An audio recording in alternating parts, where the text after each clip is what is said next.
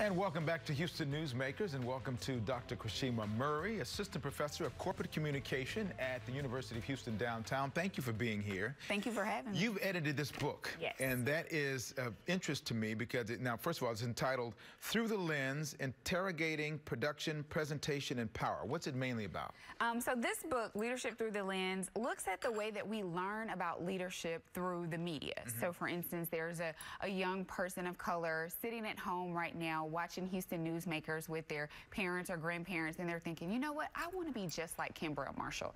And this book investigates the way that we have those moments all the time just by watching the media. And you kind of had an experience too. As you were growing up, you remember when you were watching TV, how the images on TV affected you growing up. Exactly. So I would say that the reason why I am here today as an assistant professor at the University of Houston downtown is because of the show A Different World.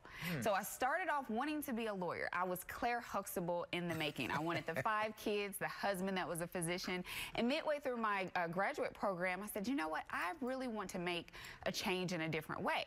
And I thought about those moments where I couldn't wait to get to college, and it was all because of the show A Different World and how Dwayne Wade would breathe life into so many of his students on the show. And so my reason for being here is primarily because of television. One of the things in the book, so it focuses on how women of color in leadership positions are represented in the media. That's a big, broad tent when you talk about media. First of all, 2 things. Women in leadership, are we talking about political leadership, business leadership, or both? And then how big is the media tent that you're talking about? We're talking about women in all forms of leadership. So my research over the last 10 years has actually looked at women of color in leadership positions in all types of organizations. I've looked at nonprofit organizations, healthcare organizations, mainly Fortune 500, Fortune 100 companies, and looking at the way that their ascension into a role of leadership has been assisted through mentorship opportunities as well as sponsorship opportunities.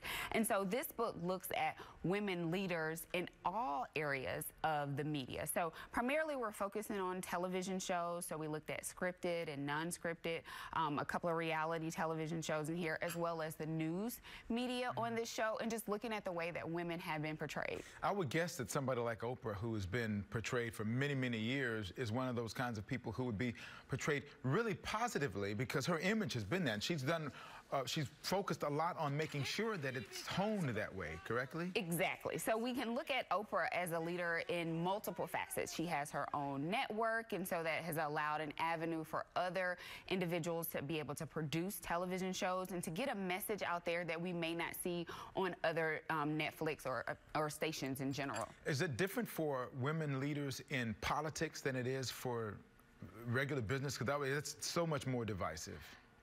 It's difficult for women leaders in general. There have been many instances with working on this research for the book as well as working on my research in general where women will say, I'm introduced in the boardroom based on my occupation, not my title. So everyone around the table, it's Mr. Kimbrell Marshall. He's an executive producer. He's a meteorologist. And someone would say, Creshema Murray, she teaches at the University of Houston. And it's not Dr. Creshema Murray. And so women in all facets have indicated numerous instances where they've been marginalized. Is it changing though now? I mean, obviously now, since a lot of your research has been done, we have the Me Too movement now, which certainly elevates the focus on that now. Right. But is the media, in a way, over a period of time, evolving so that it's going to be better, that it is better? I think if we look at many of the instances, especially with the Me Too movement, we're talking about generational discrimination for women, thinking about many of these stories dating back to the 60s. And so we're going to have a cultural shift